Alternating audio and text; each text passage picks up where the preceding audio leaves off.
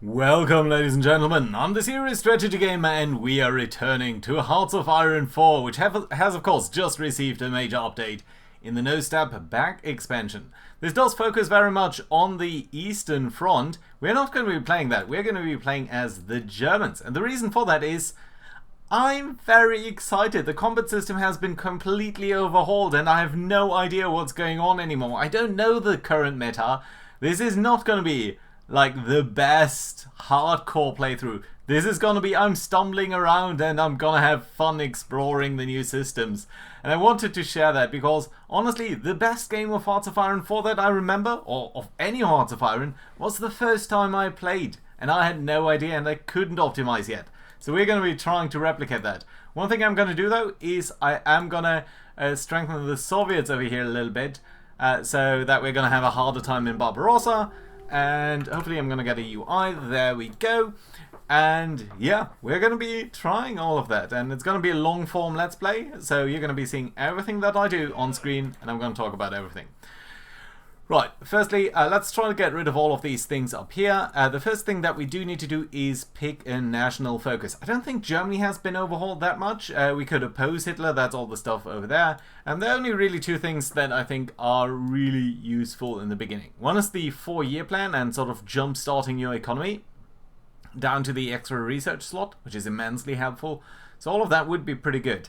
I don't think that's what we're going to do immediately. I think we're going to start out with the Rhineland focus here. And the reason for that is pretty simple. I want to get the political power there. 120 political power, that should be pretty helpful. So let's start doing that.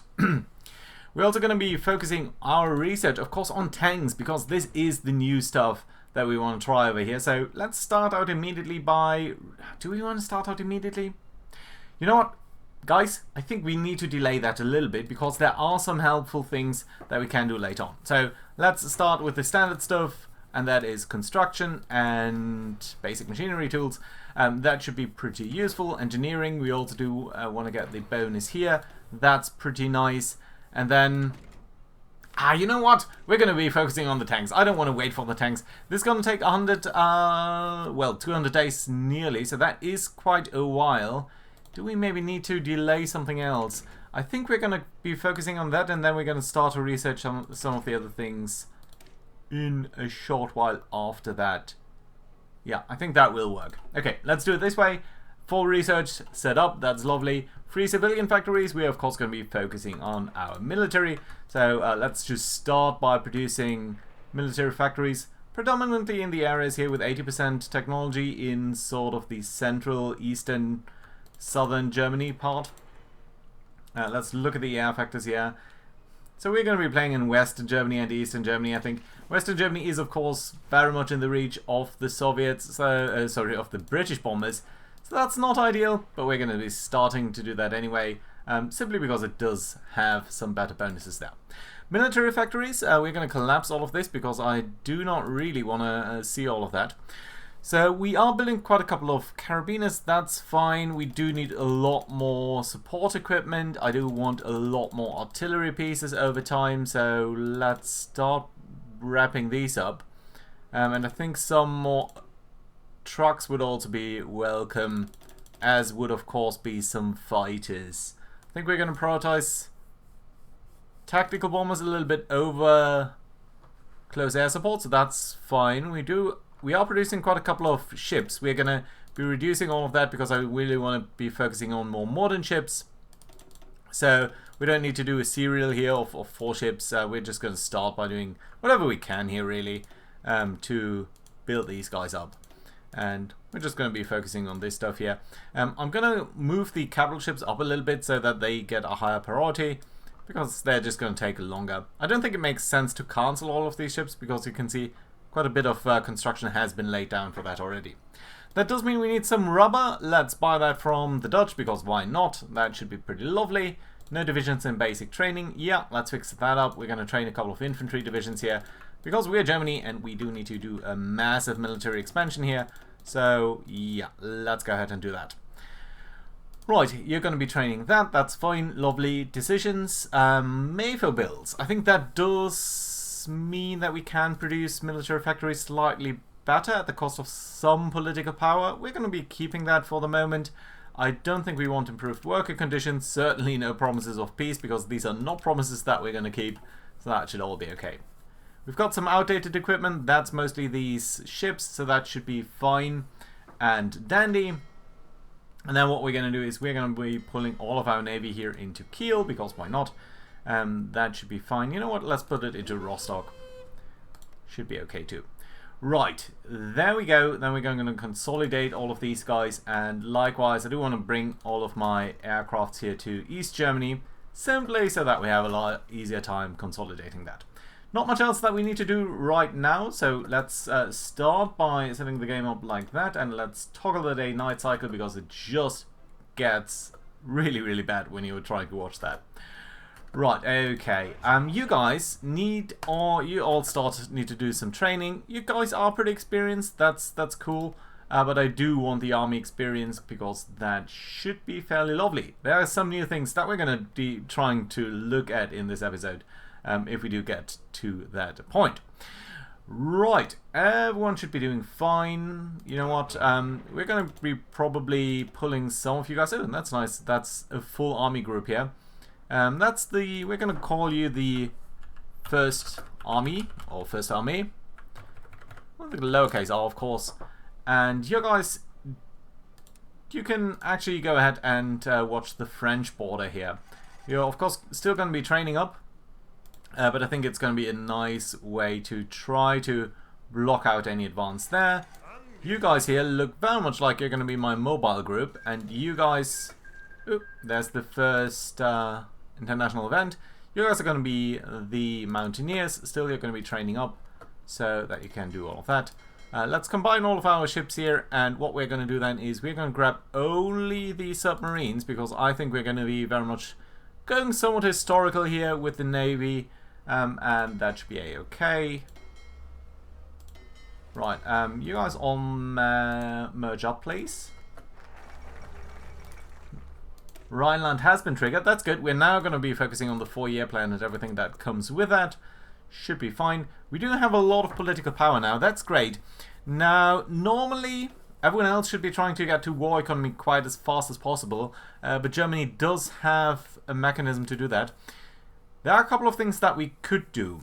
I am somewhat thinking that we could go for Martin Bormann or even Rudolf Hess here, simply so that we can get the political power bonus here of 15%.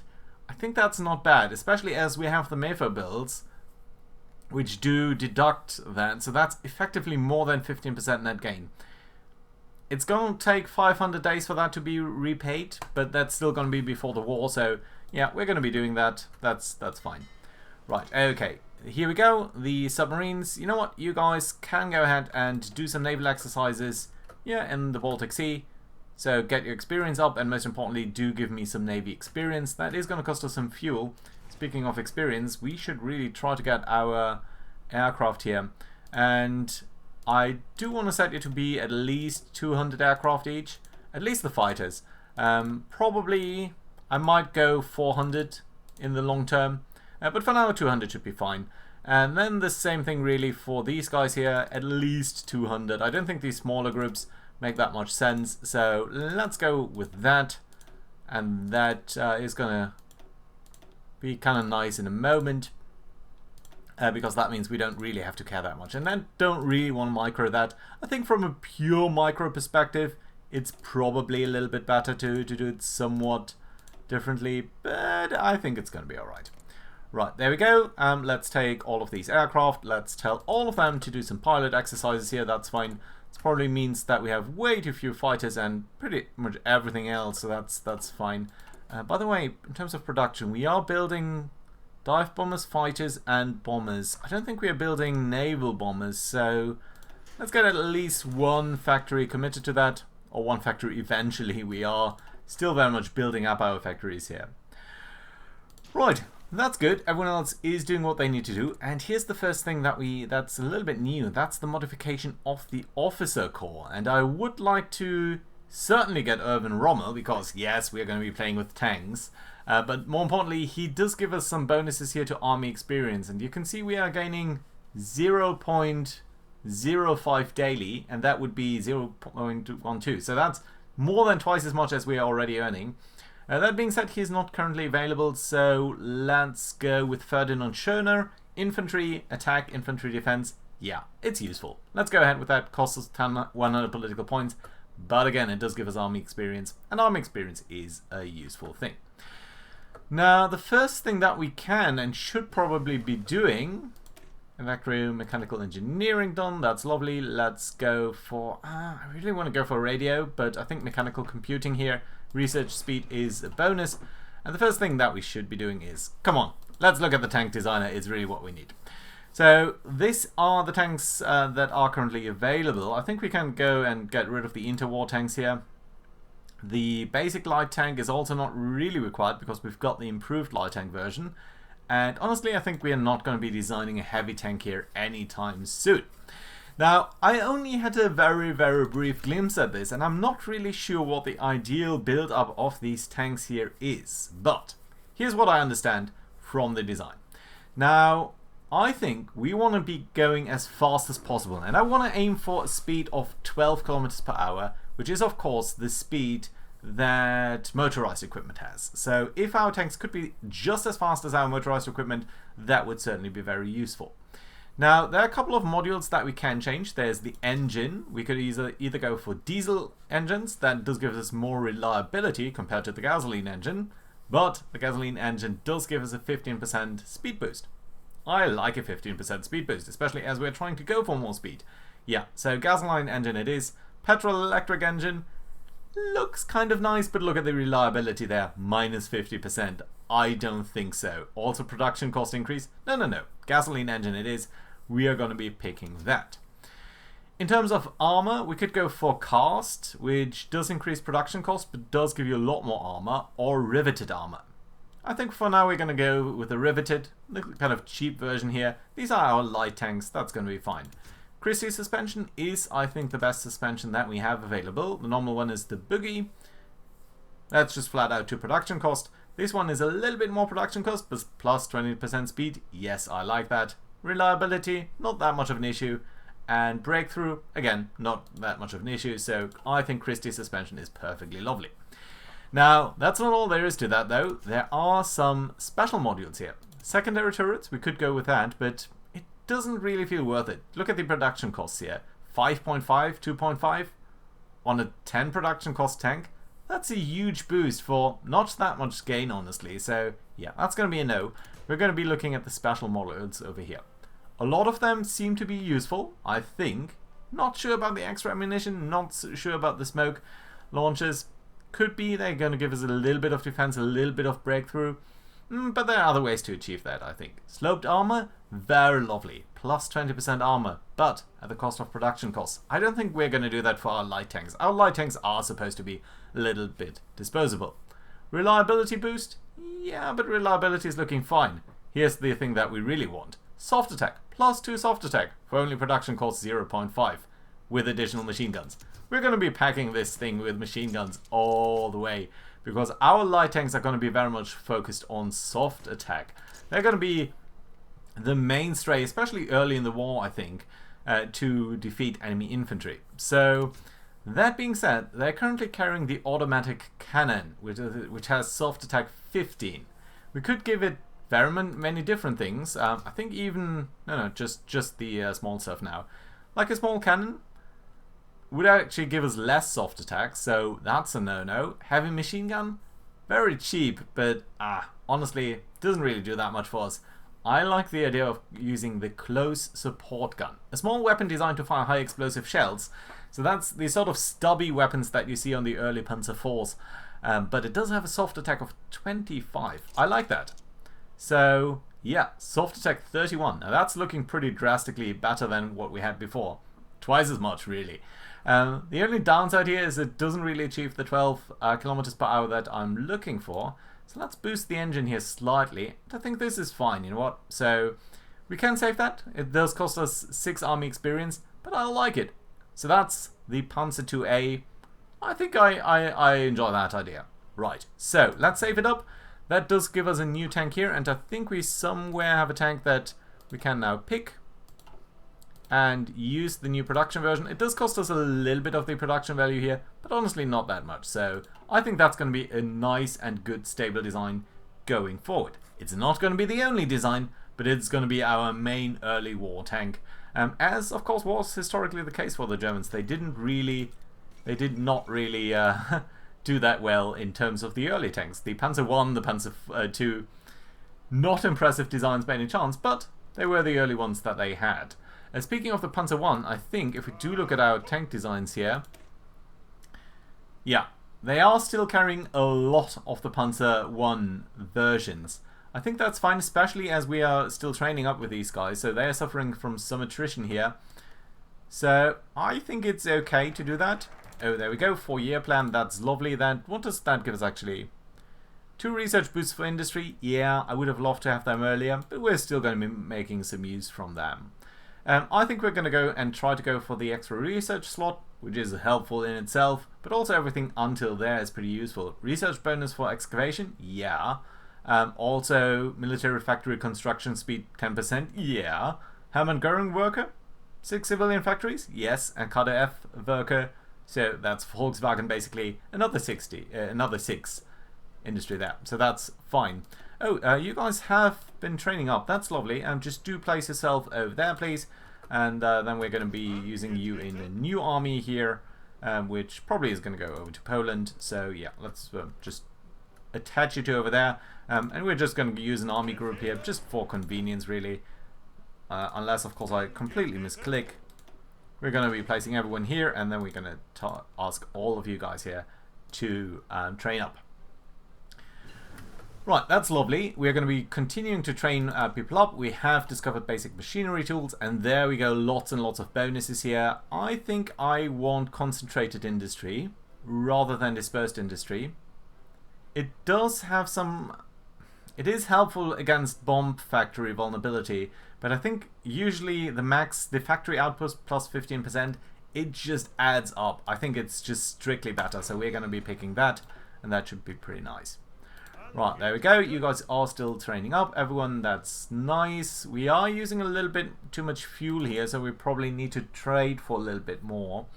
I want to burn up as much as fuel as possible for now, because the longer we wait, the more factories we can build, and the less working capital we are spending, basically. So, yeah, I think that is a good idea. By the way, can I actually ask you guys here to be added to this frontier automatically so that I don't have to worry about it? Yeah, I can. Nice. Modify the government. Shall we do that now, then? So, we can modify the officer corps, and I think one of these spirits here was interesting as well. State serve the military, plus 10% political power gain. I would love that. We don't have the army experience to do that, though. So, what else would we want to be doing? A theorist only decreases costs, so I don't think that's as useful. We could pick all of these guys here, and especially I'm kind of interested in a tank designer. Speed and reliability, armor and heart attack, reliability and soft attack. Let's go for Henschel. And I think what we probably want to do is go with the new design then. So, can we be picking that actually? I should have probably done that slightly differently. So, if we go for more engine and less engine. Okay, so if we change it, if we give it a real change, it does change to Henschel here. So, we can be reducing the costs a little bit. And the max speed doesn't change that much. Huh. I would love to save that and just update it for the sake of it, but I don't think we can. That's slightly unfortunate. So we can make it faster, but it would increase production costs. No, okay, we're going to keep it as is for now. We're going to give it an update in a moment when we have some more technology, though. Right, that being said, everyone here is doing fine. We're just waiting for this stuff to trickle in, especially research. There we go. That's the new tank chassis that we've got. Medium tanks, lovely. Let's go for basic armor protection, which I think is going to be nice. And then we've got the boost here for construction. You know what? I think we could try to go for that immediately. We could go for excavation. I think these are separate bonuses, but I'm not entirely sure. So these are useful things that I do think sometimes make sense to rush, even though it's not 1937 yet. Let's take a brief look here at engineering. Yeah, we could be doing some things that are still useful before we go anywhere else.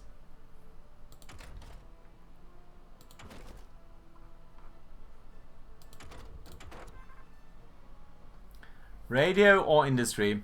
You know what? Let's go for industry. Let's try to boost that a little bit, and that's fine. We're going to be designing the next tank here, the medium tank, once we have got the basic armor protection, because I think there's going to be some useful things. Ooh, and here is the Spanish Civil War. Let's take a look at that. So, nationalists did gain quite a bit of territory there. Let's try to send them some of our guys here, and of course, some of our tanks, especially, might be very useful to feed to them. So let's get, I think it was 2, if I remember correctly, from my old days. No, not Lend-Lease, volunteers. Yeah, 2. We can send up to 2 people. We are going to be assigning, yes, Mr. Rommel. You can be picking something up. No, you just got Trickster for now. That's fine. You're going to be sent to Spain, and I must not forget to click this little thing here. Which I always forget. There we go. We're going to be sending you. Hopefully you're going to be accepting that. You are lovely. And let's take some fighters. I think these 2 groups. You know what? Maybe. Yeah, you know what? Let's pick these 2 groups. We're going to be basing you over here. You're going to be flying over northwestern Iberia, and you guys are going to be flying here over the south. It's not that much of an air presence, but it does give us some experience, and I think that's pretty useful. Can we pick a 3rd one? I think we can. Let's take this Jagdgeschwader. And you're going to be playing over northwestern Iberia. I can't bring you over there. Okay, so that's pretty much the extent of what we can do for the moment. So yeah, I'm going to be blitzing through that pretty quickly. It could potentially be a little bit better if I do some more stuff there. Autarky done. Lovely. Bonuses. Let's grab more civilian factories then by the Hermann Göring worker. And do we get our military here? 2 divisions have arrived. Where are you? Up here? Yeah, you're up here. Okay, let's see what we can do. So they are fighting over here in the north. I think it would be better for the AI if it didn't have to deal with 2 fronts. So in fact we are going to try to bring you over here and then start advancing into that area. Do make your way over there via rail, please. Just... okay, there's actually really no one there. Can you just advance into there, please? Really? You're not doing that on your own? Come on, guys. Yeah, let's just grab that territory. There we go. That's lovely. You guys, your job is going to be to advance somewhere over here. And your job is going to be to advance over there. There we go. Go ahead and just fight. Okay, there's our first fight, I think, where we're actively involved. Our Panzer Division here doing 11 damage. It's not pierced, so that does mean the normal enemy infantry here does not have enough anti-tank capabilities to even deal with this relatively small guy. By the way, we are fighting in the mountains, and we're still doing fine-ish, I suppose. And here we are defending, and still we are doing okay. But notice that we are losing quite a bit of strength here. So we need to be a little bit mindful about that, I think, going forward. Shouldn't try to be too aggressive with the defense of our tanks here. Can you just try to get over here? Yeah, just try to finish off these little pockets. And by the way, one of the biggest changes, it seems like a small one, but the big change in the game has actually been the way that the combat width has been set up. So the combat width used to be a multiple of 20. In this case it is, but it's a little bit of a coincidence because we're attacking from 2 directions. And that does mean we are going to be fighting at 100 now. And that didn't used to be the case. It used to be pretty much always multiples of 40 even, I think. So that's a big, big change, because that means there's no single width of divisions that you should try to pick sort of in all circumstances. And it's really hard to say how different the game feels doing that. Right, we have dealt with that. Let's continue focusing on the industry here somewhat for the moment. Right, you're still fighting down there, you're still fighting here. Are we still the only one attacking here? No. And something really feels off. State, minus 90%. Autonomous state. Unplanned offensive. Okay, for some reason we cannot really do any damage over here, so let's bring you back over here and start attacking there. Yeah, you do have some organization, so don't need to be... Right, let's go here. Are we doing more damage over here? No, not really. We're doing minuscule amounts of damage. Well, that's not good.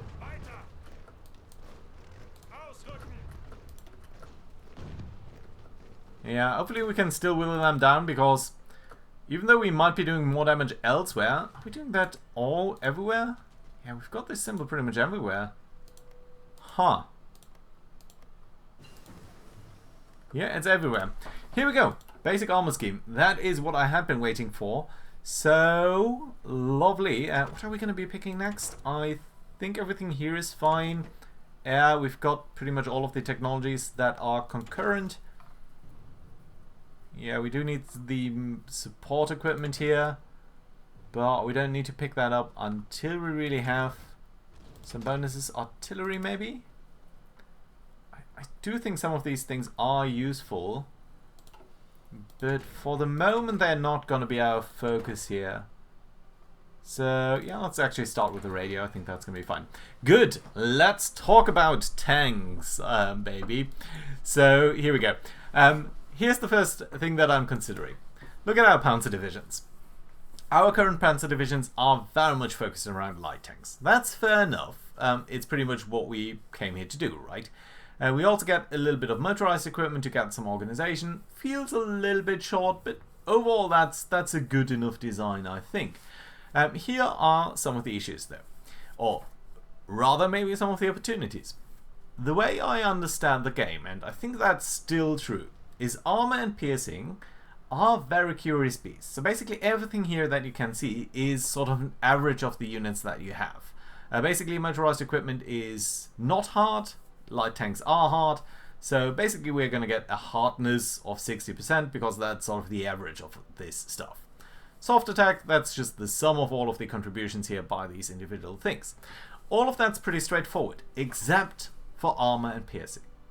Armor and piercing are based on a weighted average between the highest scoring model and all of the other ones.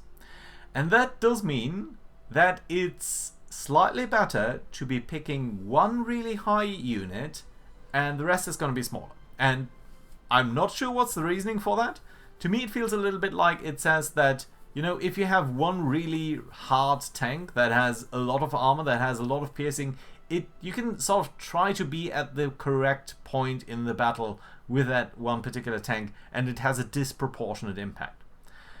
For our divisions, that means we probably want to be replacing one of these light tanks here with a medium tank. And the objective for that medium tank is to have a lot of armor and a lot of piercing. So let's try to design such a tank, and I think I might have made a mistake, but let's actually check that out. So, production. There we go. And we're going to be designing the medium tank here. That's the basic medium tank. Gasoline engine still fine because we want to run some speed. Here's the first question. We did see cast armor and riveted armor before. We have welded armor. That's a new option that we just unlocked. You can see to me, this is the perfect sweet spot. It's not quite as powerful as cast armor. You can see this number over here. 28 currently, 49 over here, 52 over there. So, big shift to welded armor, not such a big shift to cast armor, although it does give you also a little bit of defense and breakthrough. But, look at the production cost, plus 20%. I like welded armor. No increase in production cost, and still pretty good. We're also going to give it a Christie suspension, and then we're going to need to talk about the gun. Could pick a heavy gun if we basically use it as a tank destroyer. I don't think we are going to do that. I want to be picking something else. I want to be picking a high piercing gun, and I realized that I did indeed screw up. So, what did we just start? Do we start anything yet? Radio. You guys need to be researching the anti-tank, please. Oh, that's going to be a long time. But that's fine, that's fine. We're going to have fun doing that next time, because what I want to do is get this beauty over here. The high velocity gun. That's a 85 piercing gun. Yeah, the basic heavy cannon would do more, but reliability minus 25%. No. Production cost very high. This is what we want. This is basically a Panzer III, if you think about the German design. So basically a very long barrel, sort of thin, small caliber initially, but very good piercing. And that is going to be a good design for us going forward. We're going to start researching that. It's going to take some time to do that. And I actually think that, you know what? Oh, Hammer-Göring worker. That's very timely. Let's build some further stuff over here. And I don't think this battle here is going to finish anytime soon. So let's briefly look at the air war. Did we lose our fighters? We lost one fighter. They lost one. Not a big fight, but still, all in all, okay. Right, that being said, I think now is a good place to put in a cut. Let me know your thoughts in the comments down below, especially on whether you think our light tank design here is a good one. I think it might be a little bit too light, the Panzer II, but I do kind of like it. It feels good. It feels alright. I like it. What are your thoughts? Also, let me know your thoughts on our Envision Panzer III. Yeah, by the way, I did realize that we're a little bit shy on tungsten here. I'm not going to correct that all the time if it's only a -1 or -2, but at -3 we can go ahead and do that. So, that being said, hope to see you guys around next time. Do like and subscribe, you know the drill, and I hope to see you around. Bye bye, guys.